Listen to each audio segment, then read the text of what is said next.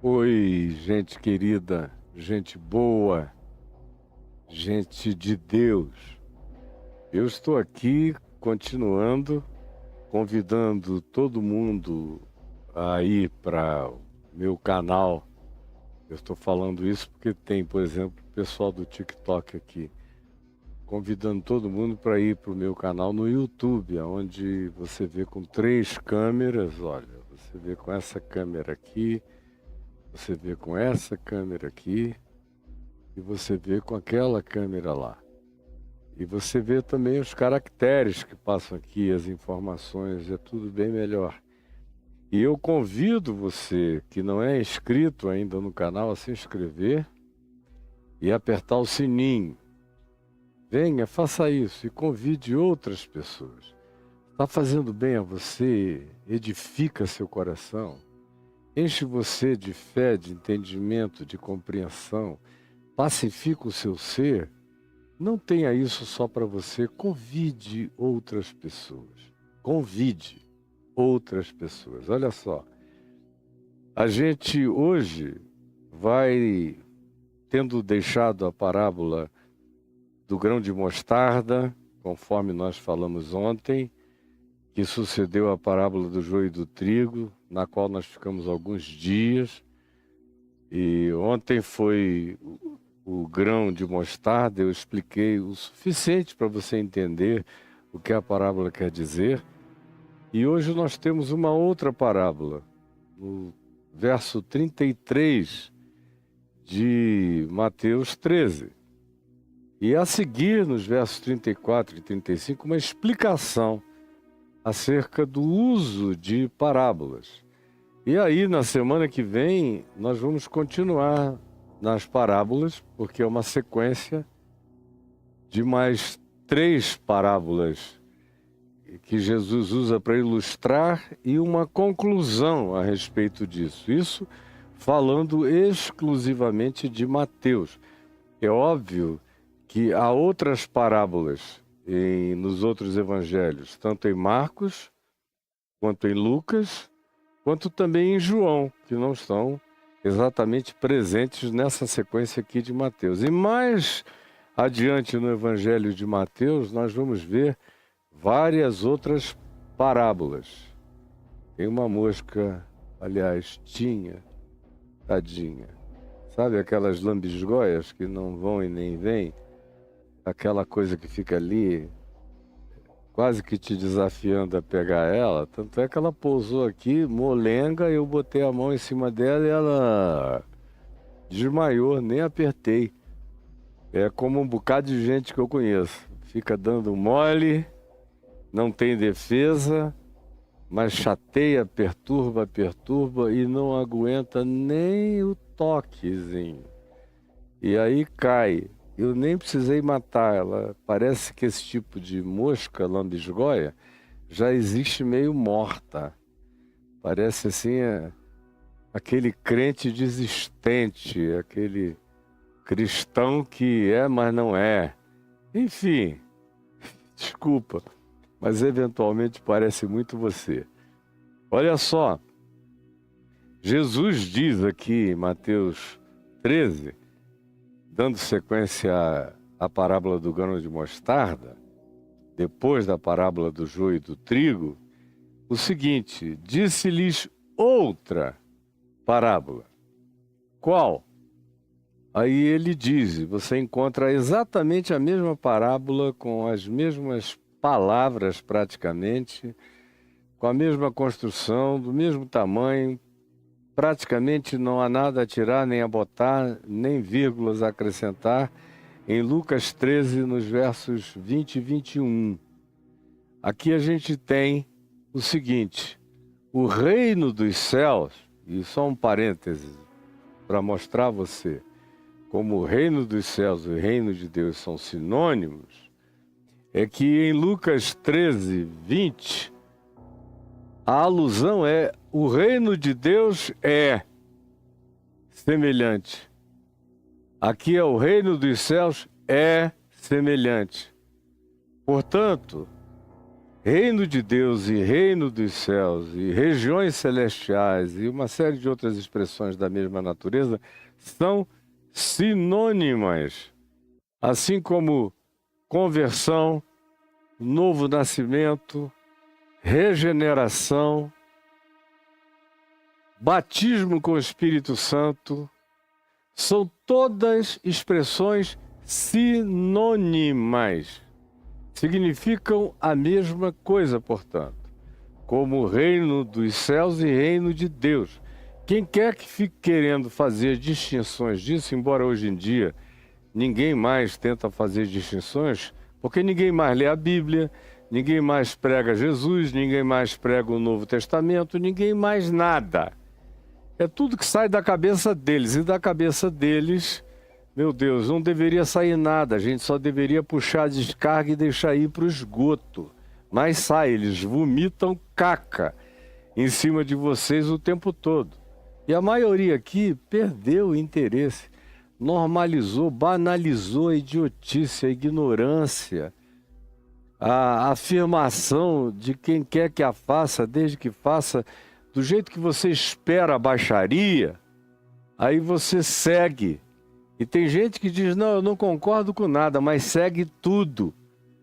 Enfim, e no fim, vão ficando corrompidos, é impossível. Você cheirar caca todo dia e não perder o poder de distinção olfativa. Não desenvolver saturação olfativa. O cara bota um prato de caca, aquele bolo fecal em cima dele todo dia. Aí fica ali dizendo, Deus me livre, eu jamais comerei isso. Mas todo dia ele bota de novo, como vocês fazem na internet, seguindo milhares de bolos de cacas. Aí vocês ficam, não caio, mas eu não como, eu só me atualizo. Mas passa 1 ano, 2 anos, 3 anos, você perde até a capacidade olfativa de discernimento espiritual. Você desenvolve essa saturação olfativa. Tudo vai ficando normal. É trágico, é horroroso. Mas você vai negar que é assim que você faz, que é assim que você pratica? Tem alguns podcasts aqui espalhados, os maiores do país. Eu sou amigo dos donos. De vez em quando me convidam para ir lá. Outro dia eu estava dizendo a um deles, falei, cara, você vive passando mal, com angústias depressivas, com aflição de coração, com tristezas que você não sabe explicar. E eu fico vendo os convidados do seu podcast. Não tem um médico dizendo uma coisa saudável, um neurocirurgião, não tem nenhum cientista, não tem uma pessoa fazendo uma contribuição de natureza social ao país ou ao mundo que seja convidada para conversar com você. Não tem nada disso. Só tem crente doido, ou então satanistas, ou então ex-satanistas, mas é tudo um papo brabo, um negócio maluco, doido. Como é que você quer, depois de um dia em que você passa o dia inteiro e entrevista 3, 4 malucos desses, que você vai dormir em paz, em tranquilidade? Como? Não tem jeito, já são anos. Não tem alma que aguente. O que você faz é como entrar nos bueiros de Paris do século XVI, sem máscara, sem proteção, sem nada, e não querer sair infectado, em plena peste negra. Pelo amor de Deus, você vai ficar cada dia mais doente. Eu vejo alguns outros colegas seus, eu falei, que tem podcasts muito mais variados, que não estão sofrendo de nada na cabeça, mas a tua alma padece e vai padecer muito. Hoje mesmo, antes de vir para cá, eu me atrasei um pouco, porque eu fiquei tão indignado, irado. Essa ira aqui dentro em mim passa em 5 minutos, mas ela tem o seu momento ira, o seu momento indignação. Quando eu vi uma pastora, pseudo-pastora, me parecia uma menina idiótica, idiotada, dizendo, ai, quando eu perco as coisas, quem ganha é o diabo. Aí, assim como eu oro a Deus, eu também bato papos com Satanás, com o diabo, reclamo. Eu falo com Deus, mas falo com o diabo, porque eu digo, você me fez perder, eu estou com vergonha, eu não gosto de perder nada. Sabe aquela criança patética, caprichosa, que foi para uma igreja onde Deus e o diabo estão aí como lado positivo e negativo da mesma energia? Deus e o diabo são yin e yang na cabeça dessas pessoas. É o lado oculto de Deus. Parece que eles estão vendo um filme do George Lucas, da força, e tem um lado escuro e o lado da luz. Mas não é assim no Evangelho. A luz é absolutamente acima de tudo. E a treva escolheu ser treva. Ela sempre existiu como treva conceitual. Já expliquei aqui mesmo em Mateus 4, longamente. Mas como treva substantiva, foi uma escolha de criaturas livres que fizeram isso. São entes livres que viraram diabo por escolha própria. Assim como os seres humanos têm livre-arbítrio para virar diabo. Como Jesus chama aqui nos evangelhos alguns ou muitos seres humanos, fanáticos, cheios de ódio, de homicídio, de mentira, de diabo. A mesma coisa você encontra em Paulo, encontrando um ser diabo. Há várias ocasiões em que humanos são designados como diabo, não é só Judas. Quando dizia entrou nele o diabo, no sentido de que ele ficou possesso do espírito de divisão da harmonia de amor daquele grupo. Diabolos, divisor, aquele que cria as separações. Mas os cultos de muitos de vocês, das congregações de vocês, já começam com uma invocação ao diabo, em nome de repreendê-lo. Senhor Deus, nós repreendemos o diabo. Diabo, tu estás repreendido no início desse culto. Eu digo, cara, o sujeito diz, então não pensa em mim. Porque só o fato de você já vir para cá pensando em mim mais do que em qualquer coisa, me deu assento privilegiado no seu púlpito. Quem vai pregar sou eu. Mas vocês estão aí, não sentem mais nada. Mas eu vou continuar. Ninguém vai me fazer desistir de pregar a pureza do Evangelho todos os dias da minha vida. Disse-lhes, portanto, Jesus outra parábola. O reino dos céus é semelhante ao fermento. Aí eu me lembro, quando eu me converti há 51 anos atrás, e comecei logo a pregar, e comecei a estudar. Meu pai já tinha uma biblioteca farta, enorme, e na Igreja Presbiteriana Central de Manaus, no passado, havia também uma biblioteca das melhores, que vinha do tempo do reverendo Alcides Nogueira, reverendo Hélio Nogueira, reverendo José Matos Filhos, mas eram pessoas estudiosas, que liam, que pesquisavam, que eram cultas, que eram doutas, que eram interessadas em compreender. Especialmente o reverendo José Matos Filho, já é falecido. Eu sou amigo das 6 filhas dele, a gente até brincava. Ele era José Matos Filho porque os garotos nasciam e ele matava, por isso ele só teve filhas meninas. Era a nossa brincadeira da época com ele, ele ria. Meninas bonitas, queridas. Hoje são todas praticamente da minha idade, com diferença de mim para a mais nova de talvez 6 anos. E a mais velha tem a minha idade, ou talvez seja até mais velha do que eu, alguns meses. Mas enfim, e eles tinham uma biblioteca, a igreja, muito, muito boa. Só para você ter uma ideia, hoje você tem as coleções de Flávio Joséfos num livro dessa grossura, com todos os tomos ali dentro. Ou na internet, digital, mas naquele tempo não havia nada disso. As antiguidades de Joséfos, ou a Guerra dos Hebreus e tudo isso, de Flávio Joséfos, ocupava um pedação enorme de biblioteca, era tudo capa grossa, letras grandes, livros densos, enfim.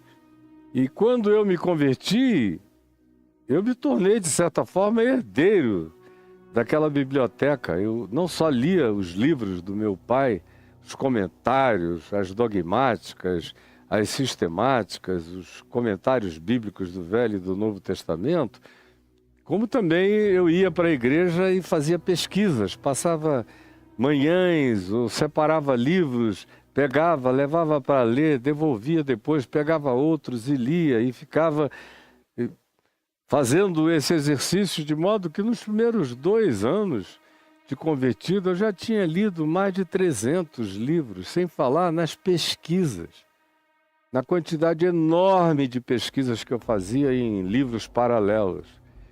E por que eu estou dizendo isso? Porque quando chegava nessa parábola do fermento, dependendo do autor, e eu saquei logo isso, logo, se ele tinha linha de natureza dispensacionalista ou pentecostal, eu não diria nem adventista, porque naquele tempo os adventistas todos eram considerados uma seita herética pelos presbiterianos, batistas, luteranos, metodistas e até as Assembleias de Deus.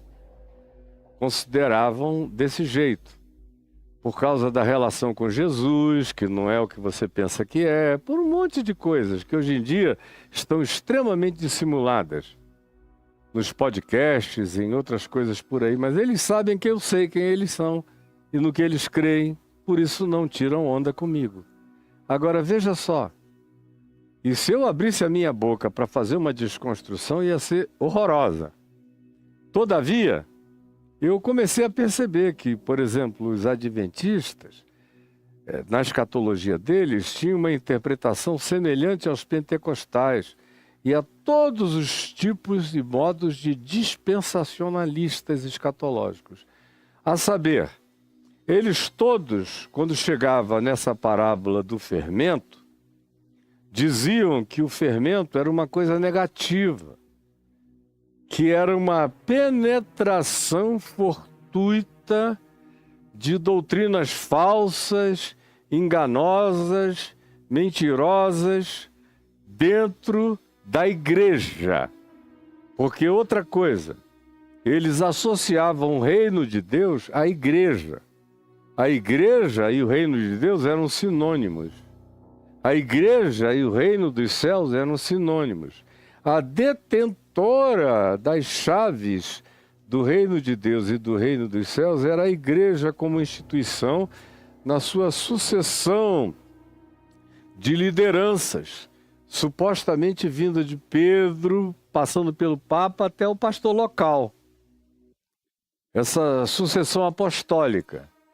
Então a igreja é que tinha, e cada vez mais na cabeça dos indivíduos, hoje isso virou um axioma universal. As pessoas já não sabem mais fazer distinção, não leem, não estão interessadas, sepultaram o Evangelho de Cristo Jesus. O Cristo ressuscitado foi sepultado pela religião e junto com ele os evangelhos. Então esse é um assunto que já não está mais nem em consideração. Mas para mim, naquele tempo, há 51 anos atrás, quando eu comecei a ler os diversos comentários, eu comecei a ver que os comentários de natureza reformada viam o texto de maneira positiva. Viam o fermento apenas como a virulência do reino dos céus, do reino de Deus. Mas na escatologia pentecostal, dispensacionalista, adventista, o Testemunha de Jeová, que é muito parecido, no entanto, isso aqui era negativo. E o fermento eram as doutrinas falsas.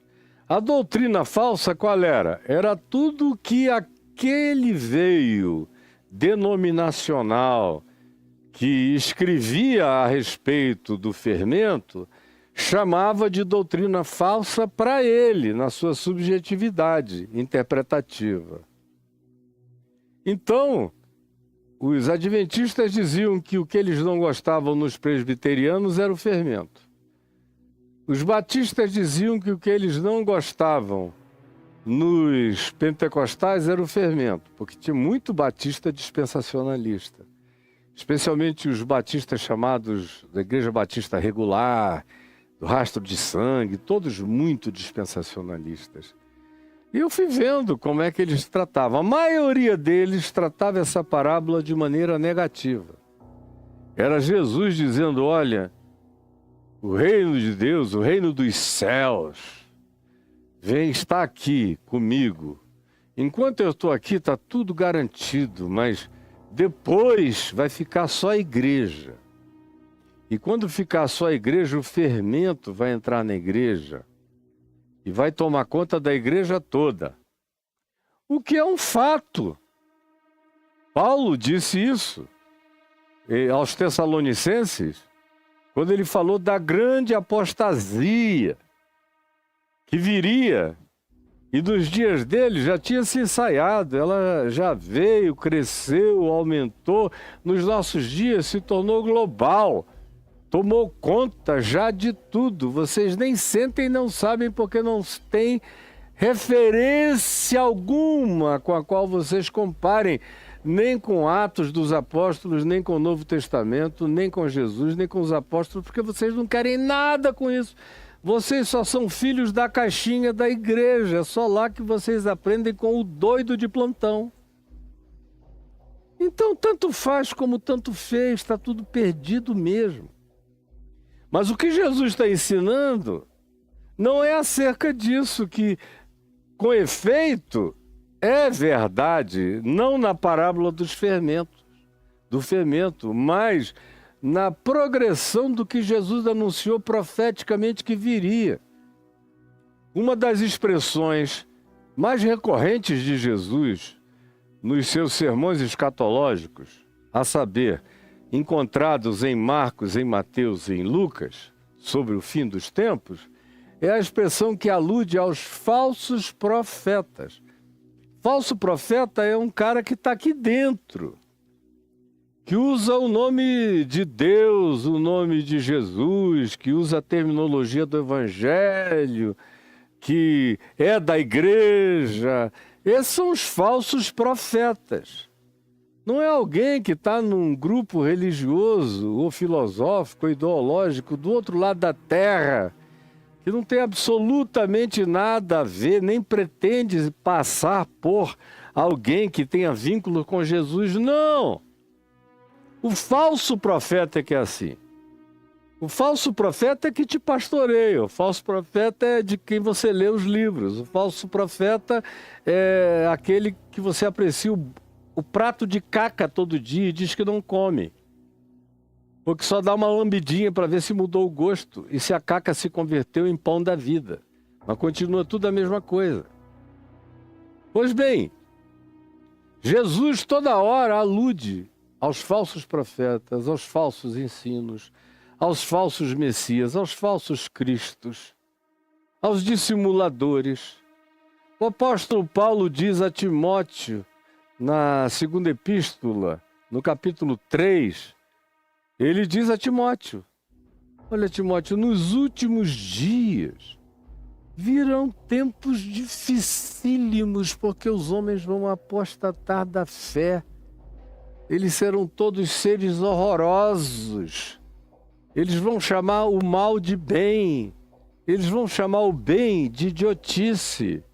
Eles vão perder toda a emoção, toda a afetividade, todo o sentimento bondoso, generoso, solidário, misericordioso, compassivo. A humildade vai dar lugar à arrogância, à soberba, à impertinência, à insolência de todos os lados. O amor vai ser substituído por ódio, por indiferença, por raivosidade indizível. Eles vão se tornar pessoas implacáveis. Eles vão perder até o amor de filho pelo pai, pela mãe, e os pais vão perder os sentimentos paternos, maternos pelos seus próprios filhos. Eles vão odiar com uma facilidade enorme. E eles acham que só haverá ganho se eles matarem, esfolarem, anularem, tirarem do caminho, inviabilizarem as outras pessoas. Para eles, os fins justificarão os meios. Leia lá em 2 Timóteo, capítulo 3, do verso 1 ao verso 7. E eles vão se entregar a toda sorte de promiscuidade, vão ser seres comedores de menininhas, aproveitadores de mulheres carentes, vão ser pessoas completamente abusivas, não respeitarão nem idosos, nem crianças, nem ninguém, conforme a gente vê. Conforme a gente vê à nossa volta todo dia, todo dia, todo dia. Mas não é aqui na parábola do fermento que isso está sendo dito. Aqui a alusão é positiva. Jesus mesmo, se você virar aqui para Mateus 16, veja Mateus 16, dá uma olhada no verso 12 de Mateus 16, quando Jesus mesmo apresenta o fermento na possibilidade ambígua de ser visto de modo bom ou de modo mal, depende do contexto. Ele é só ilustrativo, ele é neutro. E ele pode ser positivo ou negativo. Em Mateus 16, a gente lê no verso 12, quando os discípulos, Jesus diz, como não compreendeis que não vos falei a respeito de pães? E sim, eu disse, Jesus falando, acautelai-vos do fermento dos fariseus e dos saduceus. E no texto de Marcos 8, 14 a 21, ele acrescenta também do fermento de Herodes. Então, entenderam os apóstolos que não lhes dissera que se acautelassem do fermento de pães, mas sim da doutrina dos fariseus e dos saduceus. Portanto, não é quando a palavra fermento é usada que você, como um dispensacionalista, escatológico, doutrinado por um escatologista pentecostal, ou adventista, ou testemunha de Jeová, tem que interpretar o fermento como uma negatividade que iria penetrar na igreja inteira, porque a grande negatividade que penetrou e que tomou conta e que se assentou como um abominável da desolação em todos os lugares santos, são esses corruptores totais e absolutos do Evangelho, aos quais vocês chamam de apóstolos, pastores e bispos. Era disso que Jesus falava quando aludia a falsos profetas, falsos cristos, falsos messias, falsos mestres. Quando Paulo fala de apostasia e de toda essa calamidade, explicitamente. Mas aqui na parábola do fermento, Jesus está falando positivamente da pervasividade do reino dos céus. De como ele penetra sem que a gente perceba. Ou seja, do ponto de vista filosófico e epistemológico, é o oposto de se pensar que o reino de Deus é a igreja e que quem é penetrado aqui e que o reino de Deus seria corrompido na igreja. Não, a igreja é corrompida na sua presunção de ser o reino de Deus e de reinar em nome de Deus. Tanto mais quanto ela assuma a teologia do domínio, mais corrompida ela fica. Tanto mais quanto ela queira poder político, dominador, governanças, imposição das suas vontades, usos e costumes, construção das suas morais impostas a uma sociedade diversa, plural e completamente diferente entre os seus membros, porque tem liberdade cada um para se expressar nas suas convicções, crenças, culturas e expressões, desde que isso não atropele as liberdades pessoais de cada outro grupo, de, na sua liberdade, praticar o que creem. No entanto, aqui, nessa parábola, fermento para Jesus tem a ver com a pervasividade, com a penetrabilidade do reino dos céus, independentemente de igreja. Porque igreja é óbvia. Igreja é óbvia como um obelisco. Eles fazem obeliscos, templos, construções, pedras. Olha, vê que pedras, que construções, que lugar de culto, maior auditório do Brasil e do mundo. Isso aí todo mundo vê. O presidente da República vai lá cortar fita. Eles, nesse congresso asqueroso que nós temos hoje em dia, nojento, um congresso ladrão, roubador, mentiroso, aproveitador, que conseguiu naturalizar tudo, inclusive a igreja naturalizou a maldade desses homens e mulheres da perversidade. A igreja, para esses caras, ela é óbvia, eles contam com ela, eles sabem do que ela é capaz. Dessa igreja instituição, dessa igreja visível, dessa igreja que quer dominação. Ela é óbvia. Ela é um grande ânus cósmico, cheios de rusgas arrebentadas e arrombadas. É isso que ela se tornou, penetrada por todos os diabos contemporâneos ou de qualquer tempo. É nisso que ela se tornou. E ela representa apenas a sua própria desgraça. Ela representa apenas a sua própria falência, ela representa a sua própria morte. Ela representa a sua própria defuntice.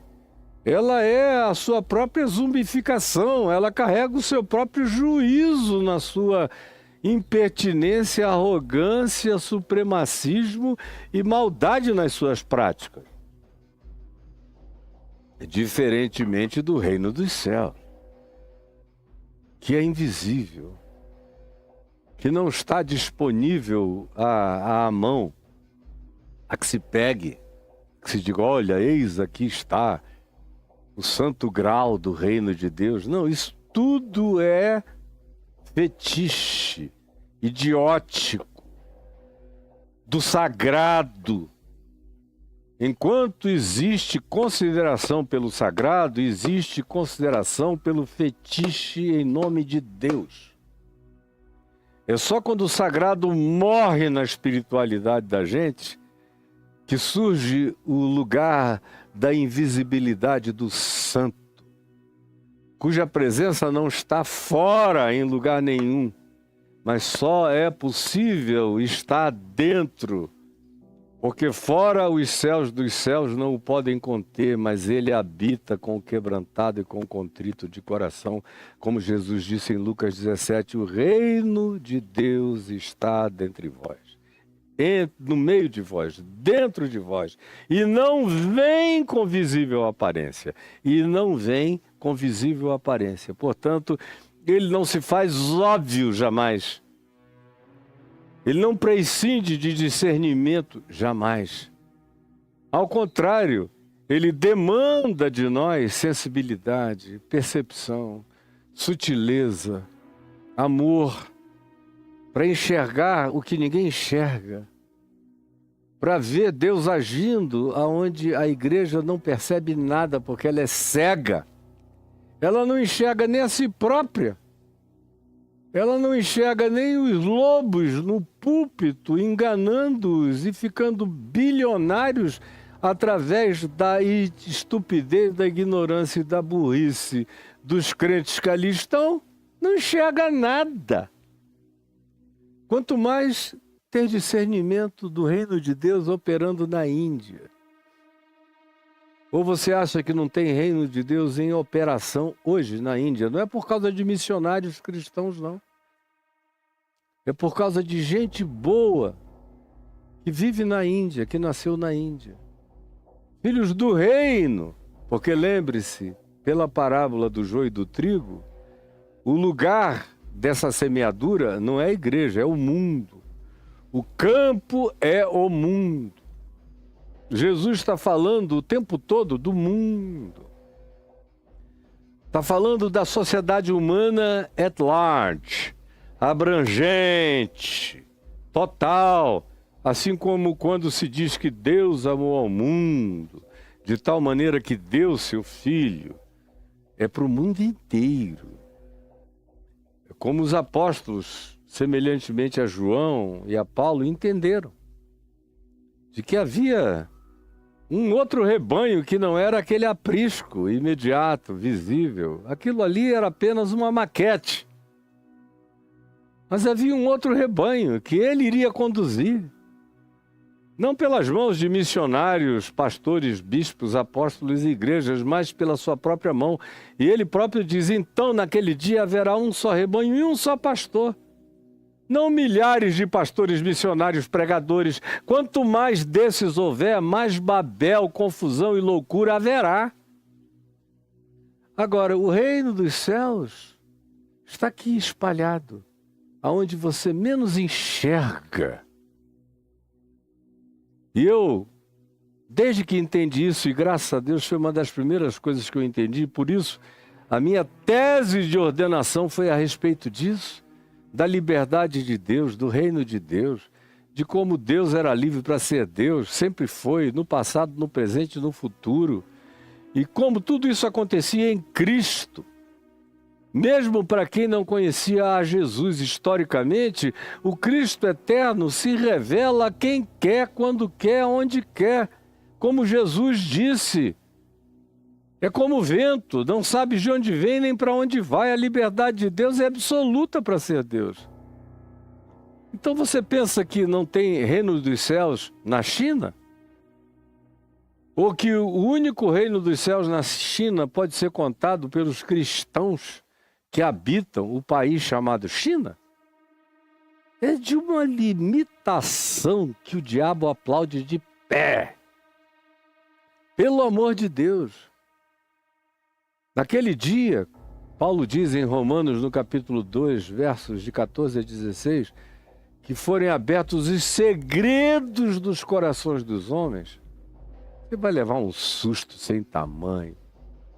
Agora eu falo com os arrogantes, presunçosos, nojentos na sua presunção. Você vai ser espancado na cara na sua presunção. Vai ficar batendo na porta e Jesus vai dizer de dentro, eu não sei quem você é. Mas virão muitos, quem disse foi Jesus, não é o Caio.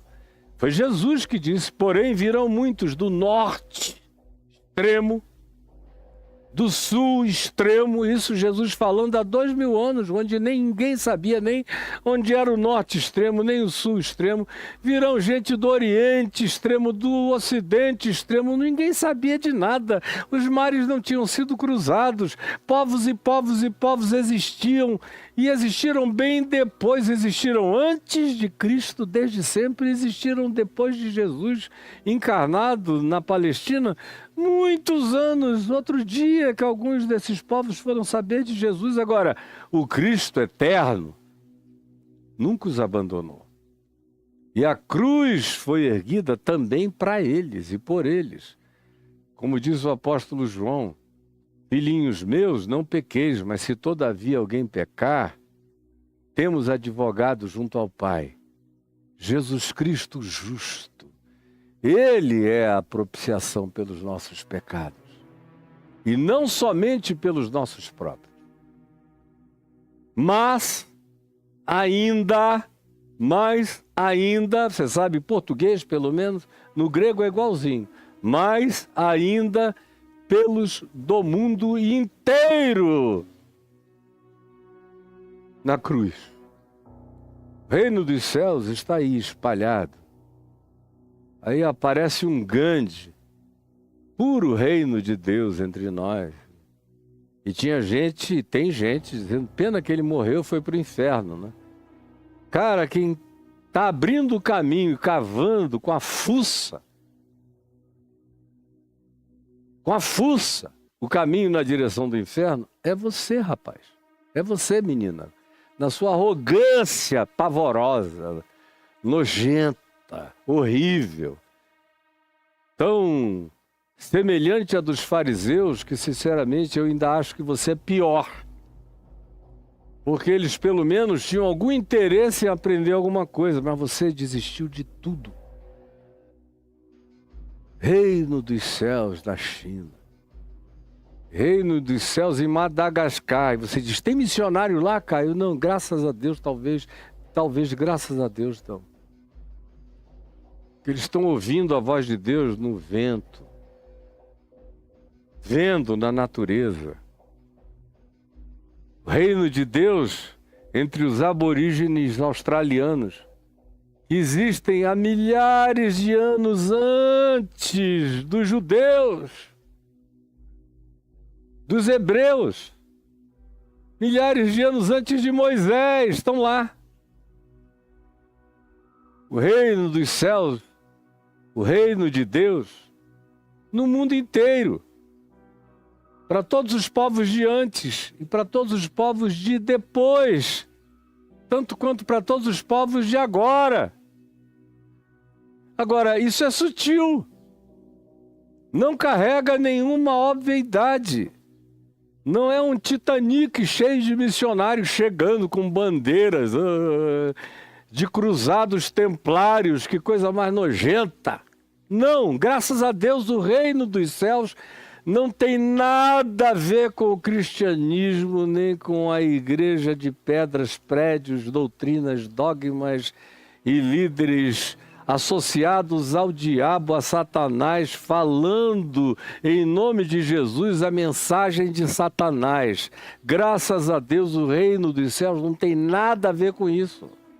E acerca desses, ele diz, eu não sei quem vocês são, fiquem longe, fiquem fora, vocês não têm parte comigo, eu nunca conheci vocês. É assim que é assim que será, e não tem apelação, e não sou eu que estou dizendo, eu sou um repetidor de Jesus. Graças a Deus, só um repetidor do Evangelho. Então esse fermento aqui não é negativo. Ele tem a ver com o evangelho virulento, penetrante, que não chega com bandeiras, que não constrói templos, nem escreve o nome Jesus em nenhuma fachada. Ele tem a ver com a prática do bem. Ele tem a ver com a demonstração de verdade, de justiça. Ele tem a ver com os humildes de espírito. Estão aprendendo e buscando todo dia querer aprender, querer melhorar em qualquer lugar da terra. Querer ser um pai melhor, uma mãe melhor, um filho melhor, um cidadão melhor em qualquer lugar da terra. Sabendo de Jesus ou não sabendo de Jesus, em qualquer lugar da terra. Esses são os bem-aventurados, os macários, mansos de coração, que verão a Deus. Tem um coração manso em qualquer lugar da terra, verão a Deus, e você não.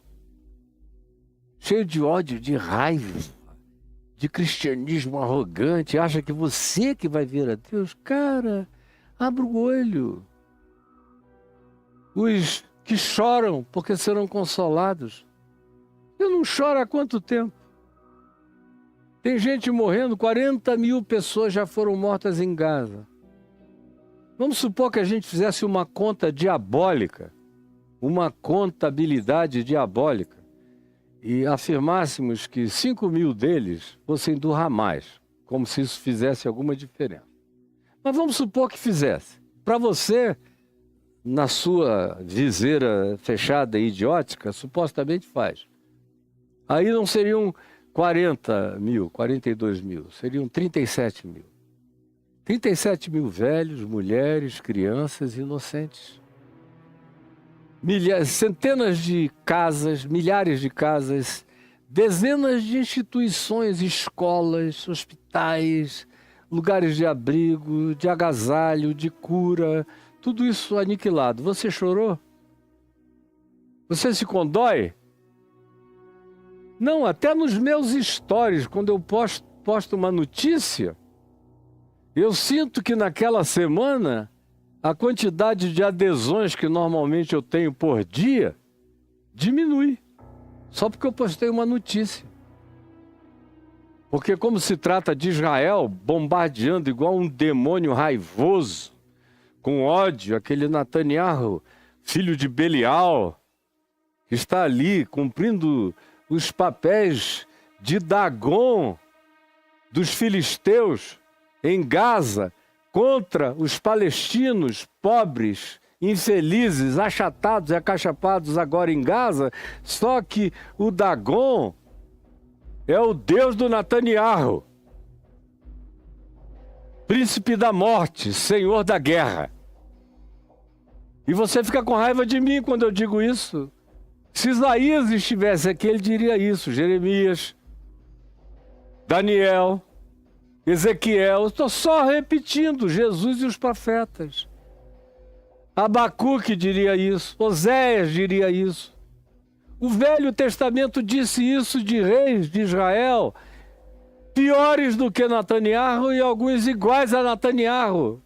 Se bem que no poder de morte, nunca Israel teve nenhum rei com tanto poder de realizar a morte num apertar de botão quanto agora. Fazendo mal, clicando. Mas como tem ali aquela bandeira com aquela estrela, você acha que aquilo ali são os novos templários de Cristo Jesus defendendo o reino de Deus? Defendendo nada, são contra o reino de Deus, contra Cristo, contra Jesus. Não estou falando dos israelitas não, eu estou falando dos fanáticos que estão lá, para os quais vocês passam pano, lambem, cultuam, adoram. Se pudessem, transformariam em fetiche, em souvenir para ser pendurado na porta da casa de vocês, de tão cegos que estão todos. E eu aqui tentando ensinar o evangelho para essa geração corrompida, adúltera, pervertida, enganada, autoenganada, cognitivamente autocimentada. Trágico, horroroso, nojento. Pois bem, você está pensando que o fermento do reino dos céus não está em ação lá em Gaza? Está sim. Como está em ação também na Arábia Saudita. Ou você pensa que não tem gente de Deus na Arábia Saudita? Ou você pensa que não tem gente de Deus em todas as tribos e países e etnias africanos? Eu garanto que tem infinitamente mais do que nas igrejas evangélicas aqui do Brasil, ou dos Estados Unidos, ou da América Latina, que está ficando tudo a mesma pasta nojenta. Meu Deus! Mas graças a Deus, porque nós não dependemos da igreja. Quando eu digo nós, os filhos do reino. Os filhos do reino não dependem de nenhuma instituição que toma a prerrogativa no ludíbrio, no engano, na mentira, no desastre, do nome de Deus, para validar a eles próprios, enquanto eles, como ladras e ladrões, vão afanando o povo com uma ganância indizível em nome do Senhor Jesus. Que coisa mais nojenta.